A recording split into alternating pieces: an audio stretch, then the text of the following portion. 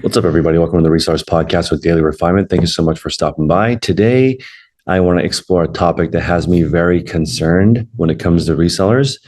I've been talking to resellers for a long time, since 2017. I've been running a call for a long time. And the main difference between people who end up making it and people that don't end up making it is consistency. However, to be consistent, the main thing you need is clarity and exactly what the steps are you're trying to do. So maybe those are the same thing. It really is just clarity on the steps that you need to take. And I think the key to creating clarity is definitely documentation. That's my theme for 2024. If you don't write it down, the only way that you can be successful is if you go to work where somebody else has already written down the procedures and you just follow them. It's just, even though you didn't write it down, you're falling into somebody else's plan where they wrote down the set of instructions that you're supposed to do. The more successful the company, the more clear the instructions are when they get to work. And as we are doing reselling is an imperfect business.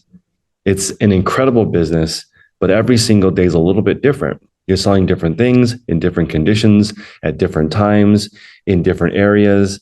Every single thing is different. And if you don't have a set of procedures that you normally do, you're not even going to notice the mistakes that you're making. And I think that is the main problem that resellers have. You don't know when things aren't going as planned because there was no plan originally. So for me now, everything I ship is the same size.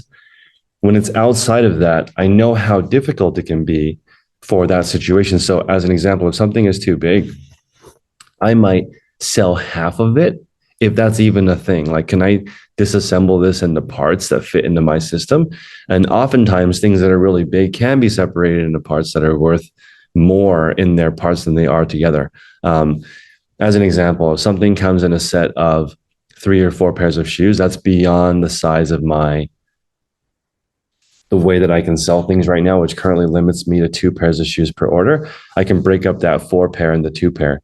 And I can see a mistake happening when it doesn't fit into my system because it's standardized. All of the shipping cubbies for me are the same size. So it's bigger than that. I either need to separate it into 2 different lots or don't sell it because it's going to mess up the whole system.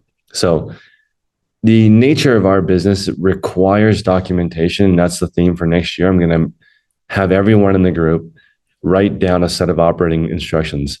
This is going to seem insane, but this podcast is 36 steps to produce.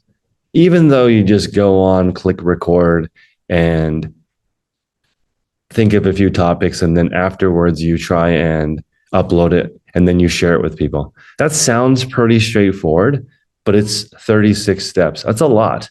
If any of those steps are out of order, it can delay the production of the podcast.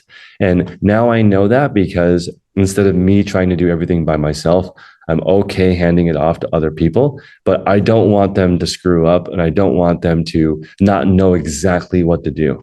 So I have a schedule set up. I know when I want the podcast produced now. I know all 36 steps. If any of those 36 steps are out of place, call me. That's how I want it to be organized. I am now training my staff when they are reselling for me. There is checklists of things that they need to do. Like most of the things that I'm doing are like 20 to 30 steps from start to finish. And I'm including like walk over to this area. These 10 things need to be in place. Now, here's the thing. It's 25 to 50 things for every single task that you're doing. But if you have it standardized, you're not reinventing all 25 things. You're just adjusting it. So like, I'm not reinventing where I upload it. I'm uploading it onto the same YouTube channel. I'm uploading it in the same way. So I'm just adjusting a few things as I continue. So there are lots of components, but there's very little adjustment. When you're making an eBay listing, there's probably 100 different components that I can think of right now. There's 10 or more words in the title. That's 10 different things. There's 10 or more pictures that tell a story. There's 10 or more item specifics that may or may not apply to the person that's searching for you. The condition, there's at least 10 things that could be wrong with your item. The description, you could easily go over 10 things that would make somebody want to purchase that item beyond the item specifics in the title. That's just describing it. You could go over 10 benefits of buying that item in the description if you wanted to. Pricing. Can you really do more pricing research than, let's say, like 10 different listings? At that point, you have a pretty good idea. If you're comparing 10 different items and you're looking at the title, condition, pricing on all 10 of those items, then you are coming up with some kind of listing that's the best of those 10 that you just researched. It only takes about 3 to 7 minutes to do that researching part. If you know what you're doing, essentially you're looking for keywords. How are they doing their photos? What we just talked about is what you're looking at when you're looking at somebody else's listing. If you are a pro lister on one item, you can essentially evaluate everybody's item based on those same criteria. But I just want to point out to everyone listening right now, reselling is very complicated. Any one of 30 things could make it so your listing doesn't show up properly and nobody buys it. So that's one of the reasons why I want people to focus on a very specific and narrow journey, because it's quite complicated and easy to make a mistake. A car has 30,000 parts. It's very complicated. And if certain parts of the car are not working, the car won't even turn on, right? Other parts of the car could malfunction and the car will still going. It will still continue to run. And that's what people's resale businesses are. There are certain things that make it so your listing will not sell. Wrong title, wrong price, incorrect item specifics. Those are some major problems. That's like your engine and transmission failing. You will not be able to get to your destination if people cannot find your item. But I want people to understand that the only way to keep track of 30,000 parts is to understand how the car is made and how all the parts work together, and have a list for how it gets put together. If you watch assembly line manufacturing, it's very cool. As the car is moving through the assembly line, Henry Ford invented this 100 years ago. Everyone has a specific task along the line that they're completing. They literally walk up with the checklist, and it's like, this screw, 8 turns. This screw, 8 turns. This one, 7 turns. This one, if you do 6 turns instead of 7, the person could die in a crash. So please don't do that.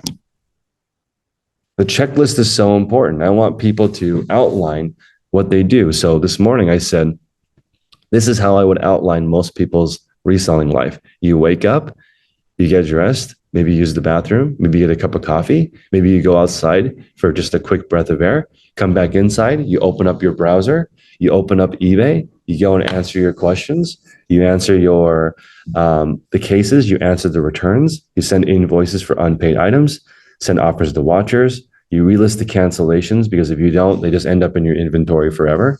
You launch your drafts. I recommend either doing scheduled listings or launching your drafts, one or the other. Then at that point, you've finished your customer service. You're going to walk over to where you have your items stored. You're going to pick all the items at once. You're going to open up your phone to the desktop version of eBay, open the awaiting shipping page. You can access every item that you sold right there. Just spend one lap through your inventory system and get everything at the same time. Walk over to your shipping desk, ship all of the items in a row. After you're done shipping all of your items in a row, then you put all of those items that are in those bins either in your car or at the post office. Right? So that's all set up. At that point, you are now done for the day, and you are now ready to photograph and list and source, right? All of the most important part, the engine and transmission of your machine, are in good shape. Now you got to get everything else going. So I would recommend photographing and listing before you go sourcing if you can, depending on what time you wake up. If you wake up 6 a.m. and earlier, you could be done with everything before you go sourcing. You wake up 6 a.m. and later, you probably will have to photograph and list into the evening, which is not desirable, but you got to get ready to go sourcing. Maybe you can just do your shipping, then go sourcing. When you go sourcing, you got to get in your car. You got to have a map planned out if you don't want to be stuck in traffic. You go to your usual route. Each route, you might average a certain number of listings. You're going to have a good idea after a couple of weeks of doing this, how many items you can get on your route. Come home, prep your items, get them ready for listing, photograph them, walk over to your photo station, list items that have already been prepared and graded and tested. Once those are prepared, ready, and tested, you photograph them, walk over to your computer, you plug in the memory card into your computer, You open up your eBay listing tab. Either you're going to be listing from templates, or you're going to be starting from scratch, listing something you've never listed before, or you're going to be selling similar. Those are the three different ways that 99% of people list. Add the photos, fill out the title, item specifics, pricing, research the pricing if you have to at that time in the keywords. Add your business policies, add your promoted listings rate, which I think for a normal item might be very aggressive at this point. I still don't recommend doing the adjustable rate. I recommend you pick a rate that you're comfortable with rather than letting eBay decide your future. Then hit list or schedule or save the draft. Those are the steps for the listing part. Then make sure you put all of your items back. Take about a half an hour to put everything back in its place. You need to have a place for everything to put back to. And this process will take you, in my opinion, 1 to 5 hours per section that I just went over. So putting together a resale business is only going to take about 40 hours. If you listen to this podcast and you're just starting reselling, congratulations, you just skipped decades of problems.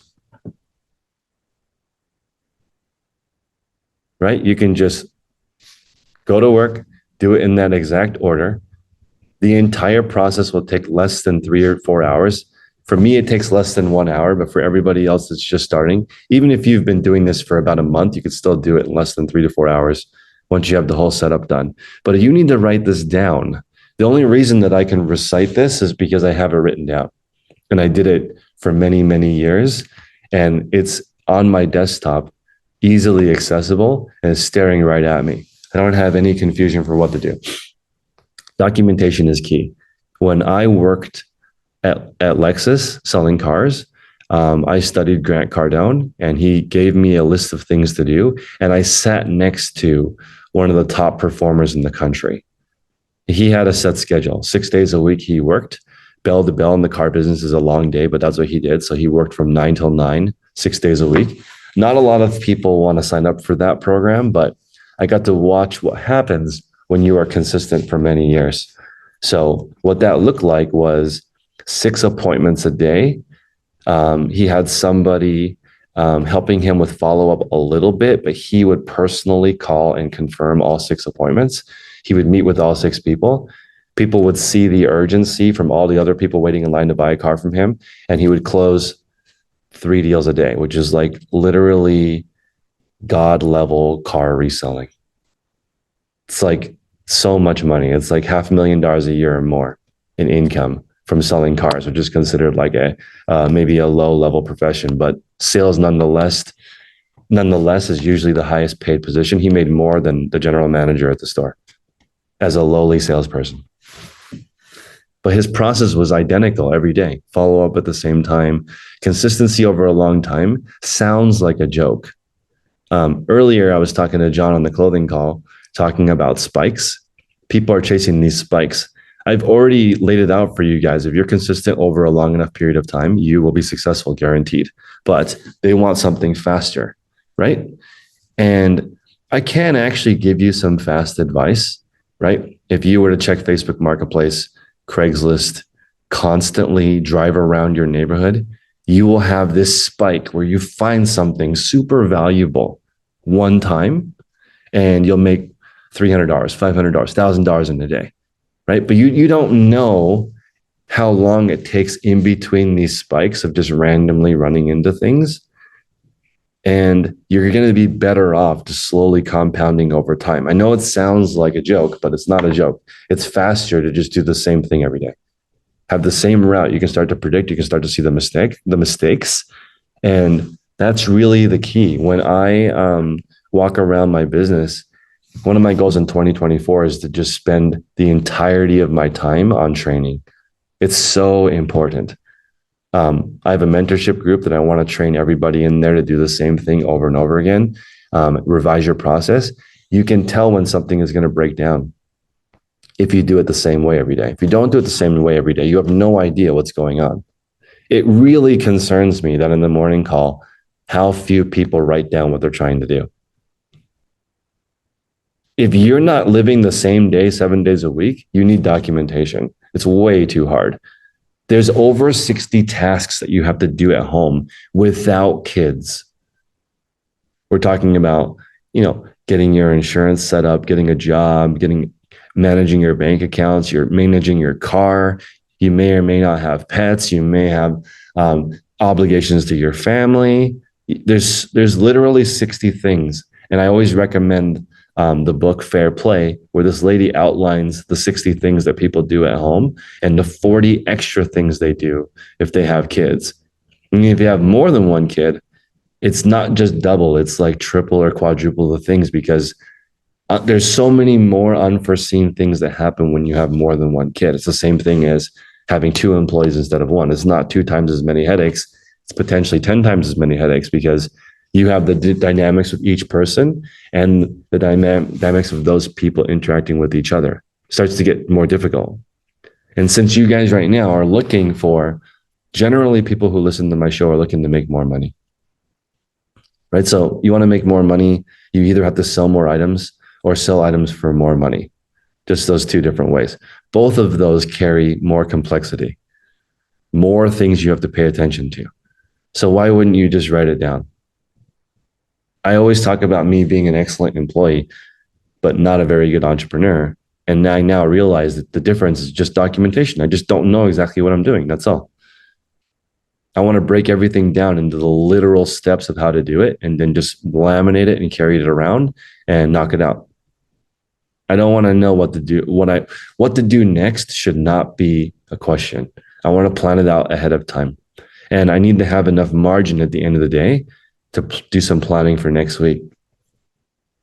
I told everybody that the average age of a male is 76 years old and 82 years old for women in the world right now. That's the life expectancy.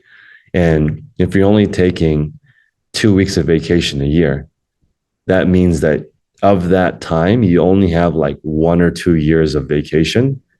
Every other year is work. If that's not really crazy to you, then I don't know what planet you've been living on, because that's not very much left. Right? So if the majority of your life is work, then let's focus on documenting it to make it the best that we can. So in my mind, I have this number that I've been thinking about for a long time, that I thought if I reach this number, the stress will go away and I will just like be comfortable, quote unquote. The thing that's interesting is that I actually know a lot of people who reach their number. Oddly, in my years of being an entrepreneur, I have met many people who've already reached their number where they don't have to worry about money anymore. And they don't have any less stress.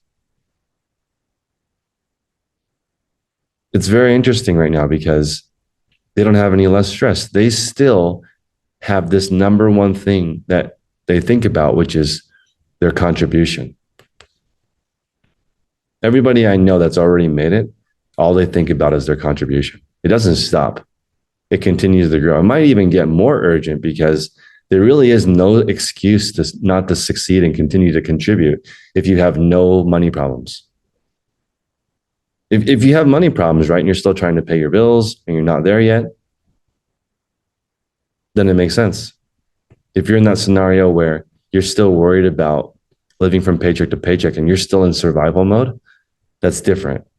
Once you're past survival mode, I think everybody thinks about contribution. What can you do for others? Right? There's no, I've been talking about this. It's that time of year where people set goals. What is the goals? What is enough? What's enough for you next year? How much work is enough? Right? How much play is enough? How much time with your family is enough? I think it's perfectly fine. I know that people say that, comparison robs joy, but I think it's perfectly fine to think about what you could do to contribute more. I don't think there's anything wrong with that. I think it's perfectly human and perfectly normal and perfectly fine to think about how you contribute to others, how you can grow that contribution. And I think the key is documentation. You got to write it all down. What do you want? What's your definite chief aim? In the book, Think and Grow Rich, it's one of the main books on success. It talks about having a definite chief aim. Where are you going? If you don't know where you're going, then it doesn't matter what activity you take because you don't know if you're getting closer or further away from your goal. So it's been interesting because in the last couple of months, a lot of people have been asking me about specific things that are actionable to get them to their goal. And it really depends on how clear your goal is and if you are aware of what you're doing. So I know this may sound like a repetitive podcast, but I'm just here to remind people. I'm now past the point where I care about how many people listen to my podcast. I just want people to understand being consistent over time is the fastest way to reach whatever you're looking for. It's not the slowest way. It's the fastest way. Seeking the next jump or peak or crazy thing that happens to you, that's so slow. I'm speaking from someone who has chased shortcuts before. It's not faster. I want people to reach their goals in a timely manner. Like for me, I'm 39 years old. I'm only expected to live to 76. That's only 37 more summers. I'm not going to waste any of them. I was talking to my wife about plans, and I'm like, I want every summer to be memorable, like to the point where I'm like, you remember when we did this? That was great. If it's not memorable, if I say, do you remember when we did this? And she says, no, is that even worth it? We only have 37 left. Let's try to make stuff that is memorable. Let's make a store that's memorable. What did you sell last month? No idea. That's not very inspiring, and I don't know how you carry that on to next month. I think maybe that is a big key to where I am at right now, which is I'm really, really selling stuff that gets me excited. I look at the lot, I evaluate its value to the market, decide if that's something I want to bring to market, and then naturally, if I'm excited about that, that will translate into a successful endeavor, in my opinion. There is no one size fits all for reselling. I can't give you a silver bullet. It's just the process of finding listing items that are profitable. It's that process. And it's not about the size of your store. It's about the quality of your store. I really worry about people who are obsessed with their listing goal without maintaining a certain level of quality in their store. Have to establish a level of quality first, then add on things that are at that quality or higher. But without that minimum standard, you can't do this. You have to have a minimum standard. What do you stand for? It sounds really weird, like not having a mission, but like it could be as simple as I'm looking for items that I can list in under 10 minutes that are $10 profit or higher. Or I'm looking for items that are $20 profit and higher, and I can find at least 2 per hour. Right? So you're at the thrift store looking through hundreds of items. If you can find 2 per hour, that might meet your minimum standard of quality. For other people, it might be I'm taking a one week trip out of each month and going sourcing for the entire month because I live really far away from something. So it makes sense for me to stay at a hotel room, really source for a week and get stuff for the rest of the 3 weeks. Depending on how far your commute is, it might make sense to just stay there. It's a lot easier to go when the going is good. Like if you guys ever found something at the thrift store and then found something else like that, and then you decide that you're going to look through the entire thrift store to see how many of those things you can find. Everybody has a story like that. If you've been thrifting long enough, you're going to find somebody's entire donation. It's been sorted by the store into the different sections, but if you know who that person is and their taste, you can pick up all those items in the store. Ask the person in the back, hey, did this person donate any other stuff? I want to give everybody the opportunity to get lucky in 2024, and that is just documentation. I want to see what it is. So I'm going to ask people a really hard-hitting question tomorrow, and there's people listening right now live in the chat. The question is, what have you really learned? I've been talking about this for a really long time, right? And I've said a lot of things, but what have you really learned? For me, it's just the consistency part. What can you do for a long time?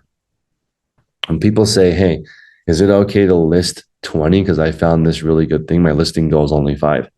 Of course it is, but it doesn't matter. It's just one time randomly you found 20 items is not consistency over a long period of time. Consistency over a long period of time is just things that are easy for you to complete over and over and over again. I don't even think that it can be hard. I don't know if I believe that. It's got to be easy for you to do. Otherwise, you can't be consistent over a long period of time. You either have to like it a lot or really want it a lot. One of those two things. If you are lukewarm, I don't know if reselling is for you. It's too hard. There's too many variables for a lukewarm person to be successful at reselling. It's way, way, way too detail oriented. I look at every single reseller I've met in my entire life that has any kind of sales. They have high energy. You gotta get after it. There's just so much to do, so much to learn, so much to prep. I was looking at my day, right? I'd like to sleep 7 hours a day. I want to spend some time with my family. I want to work. And I decided that I need to spend at least 2 hours a day sharpening the saw. I've got to learn. And when I'm in my job working, learning means how can I do this better or faster? Right now, I'm in this new warehouse, and there are some spaces available for rent that make me really curious about what I would do if I was going to start over as a reseller.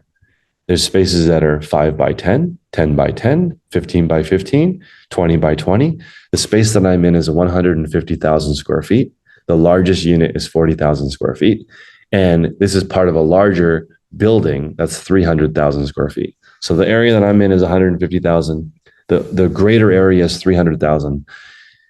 The other 150,000 in the back of the building is just one tenant. Next to that is and in the 150, there's a 40,000 square foot place, and there's another tenant in there. But I'm just thinking to myself, these are all the same. I think next year I'm going to focus a lot less on levels of reseller and just documentation. Just show me what you're doing each day. I really don't care what level you're at.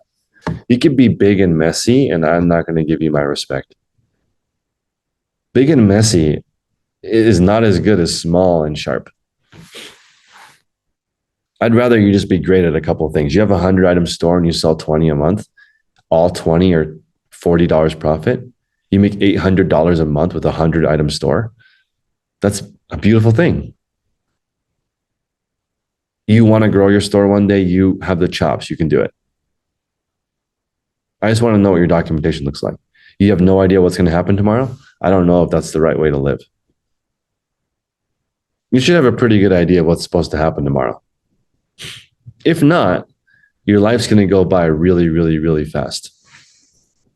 You got to be intentional. Got to think about where you are in your resale business. I have an envelope right now that I wrote down my 2024 goals in. I'm going to keep it until the end of the year, next year, open it up in January and see how I did.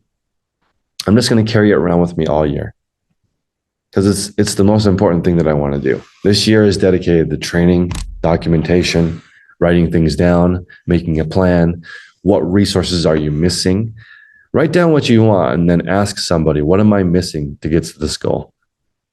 Right? So in the morning, somebody wanted to make $433 a day. And the most they've made is $150. In between $150 and $433 a day to reach their goal, there's a plan. My worker right now is moving. She wants to make $600 a day, working 2 days a week for me. There's a plan for that. As a reseller, I think you're pretty limited to making about $1,000 to $2,000 a day profit. I don't know very many people that can make more than $1,000 to $2,000 a day solo. It's extremely uncommon because you only have 24 hours in the day and lots of people have other obligations. When I added it up, actually, The maximum I could work each week with my family obligations is only 33% of my week. That's not that much of, like, I think about people who could work like 70 or 80 hours a week. And I think, wow, those people, they can really get a lot of work done. But again, the key that you need to run everything by, the filter is the contribution that you're looking for. Is you just contributing to yourself? You're trying to get your bank account as big as possible. Lynn gave me some ideas this week and told me that if you are that person, you add a couple of zeros to your bank account. And I 100% believe that. It's not really possible, honestly, to work on something that much and not yield that kind of result. I actually took a money quiz, and I want you guys to, I'm going to post this in the group. Somebody asked me to take a money quiz to see what type of person you are. And my personality type is the conqueror. Money comes naturally to you because work is the love of your life. Your superpowers, you see opportunities where other people do not. Your money nightmare is you overlooked an opportunity that would have made you a lot of money, and you have no one to blame but yourself. When I was taking this quiz on money, it was like extremely accurate because all of my money beliefs are just related to me. Like, I don't have enough money, it's because of me. My things aren't working as well, it's because of me. So like, I take all the blame, but then also it makes me feel like all the opportunities that I missed, all my fault. And it says here, this is kind of like, it is what it is. But this quiz says that my work is the love of my life. And it made me think, because I don't really want that to be on my tombstone, right? I don't want my tombstone to say, the love of Chris's life is work, right? I don't think that is like a life well lived, in my opinion. But I do actually look at my relationships as work. So I don't know if you guys think that way, but for me, love is a verb. You don't love someone by just saying it.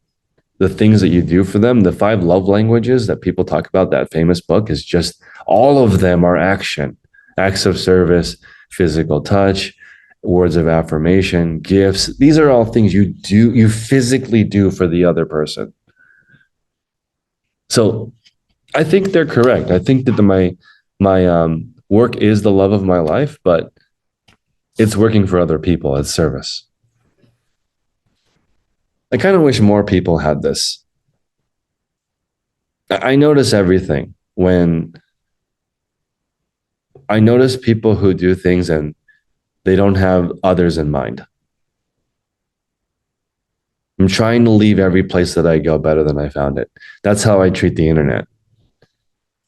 As you become more successful, everything you do matters more. It's kind of intense, to be honest, because you start in one place where like you can say and do whatever you want, and you end in a place where you can say and do whatever you want, but it affects so many people, right? So you end up being very selective with what you say and what you do because the impact is so high,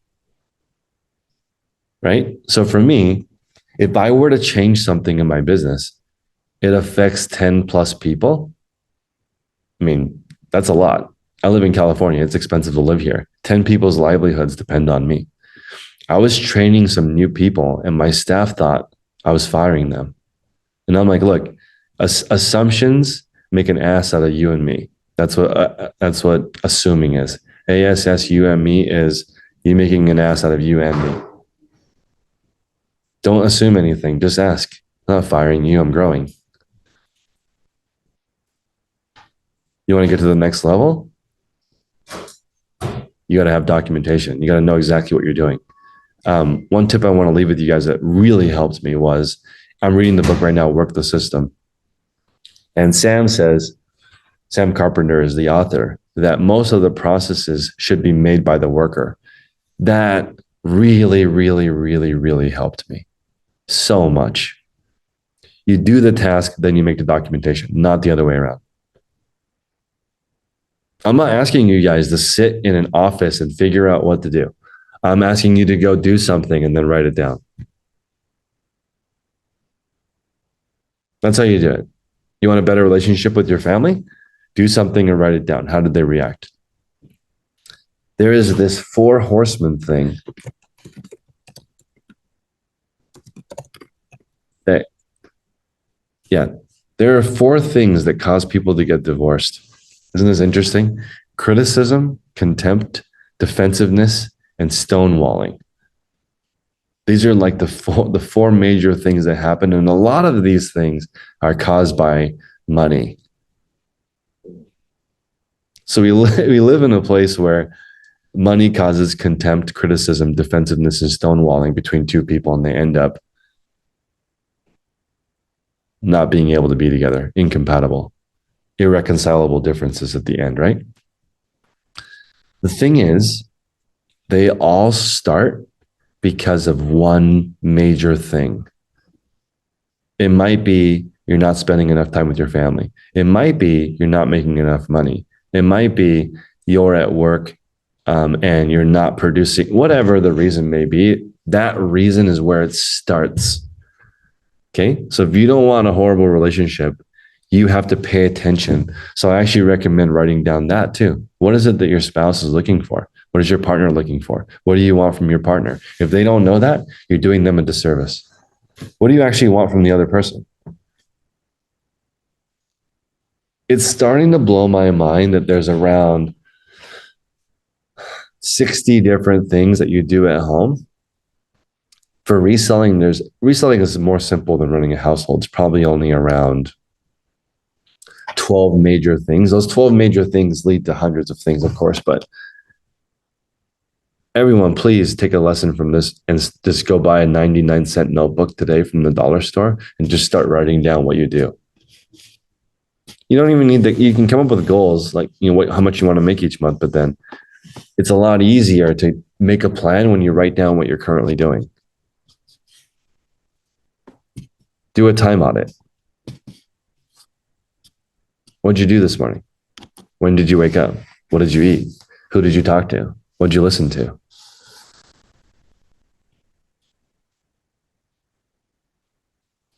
It's so counterintuitive to think that you could I think people are hoping they'll go into a thrift store and they'll find one thing that will pay for all their bills, or they'll listen to YouTube and hear one thing that will totally change what they're doing. But I think I've already quoted like a dozen different things that have inspired me over the last couple of weeks because I'm actively trying to fix my process. Right? I'm looking at what I do each day, looking at how it affects the people I care about the most, and then making adjustments. You can tell your partner, hey, I think I'm doing more than you are in A, B, C, D, and E. And I think you're doing more in A, B, C, D, E, F, G. And you can have a fantastic conversation, but you got to come prepared.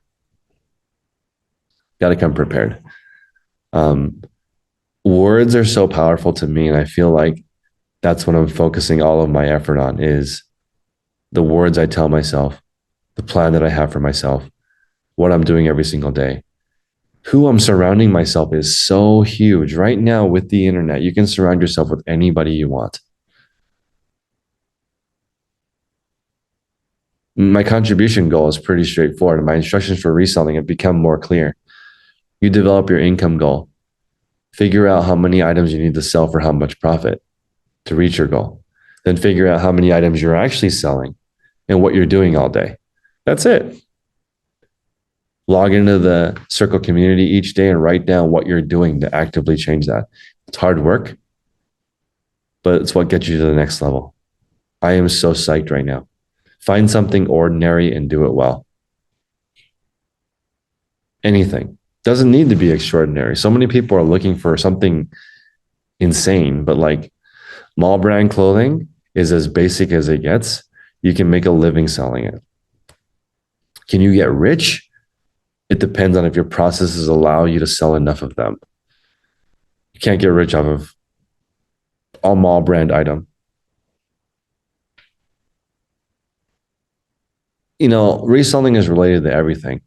Everything in your life is just all one big system. And I think that work-life integration is really the future for everyone. Like, what is the point of having a hard stop for work or play? Why don't you just When you're with your family, you're with your family. When you're at work, you're at work. What is the point of trying to differentiate? Because we all of you listening to this call right now, you probably have some level of entrepreneurship where you're working for yourself. You are responsible for your own destiny. You own your own business, or you work at a company, and then when you get off, you work on your business.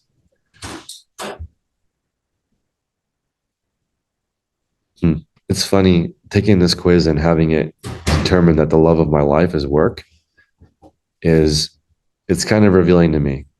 It's given me a lot of reflection because I don't know. I look at relationships like clouds of work, right?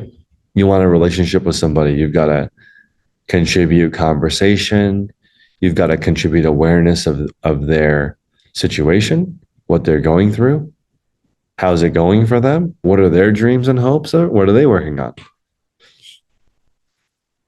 Tell me about your day, and listening to somebody and not offering any advice, just saying, wow, okay. Nodding your head when someone's telling you about what's going on. That's hard. Listening is hard.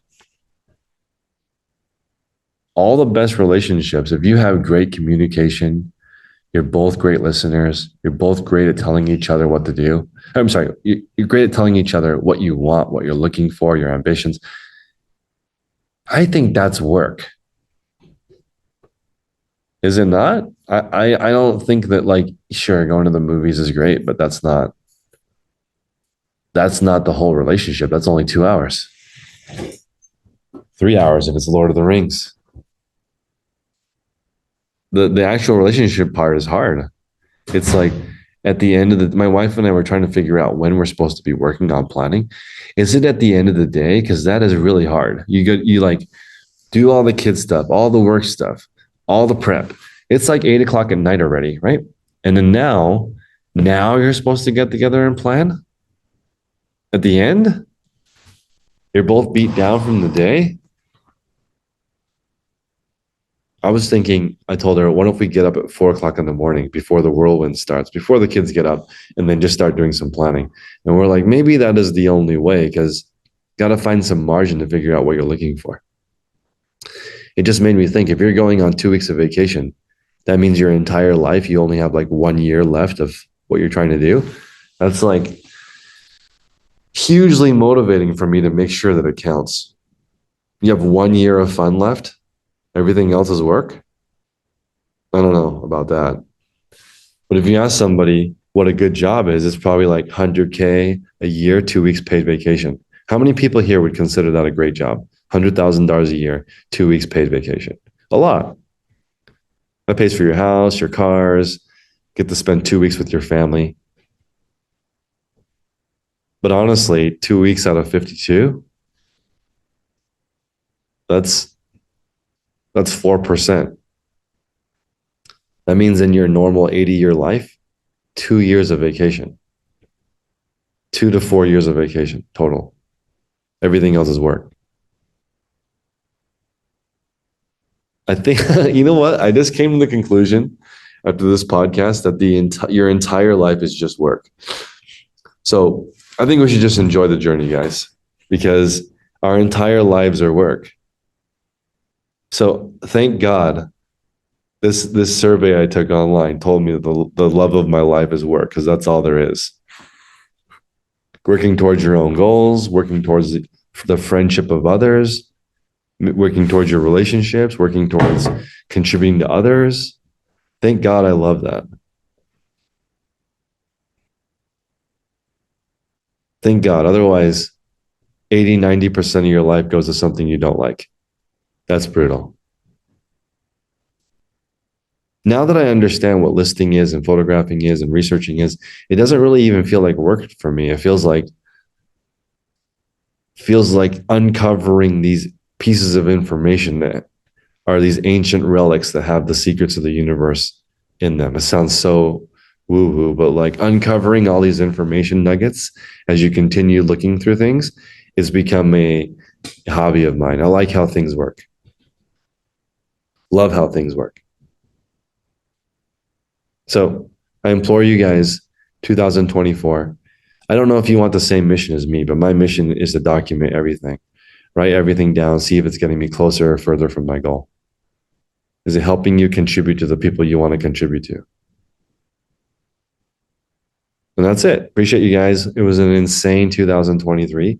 Hopefully next year, 2024, I wish everyone a very fruitful year. Hope you get everything you want. I hope you follow my instructions and write down something you really want.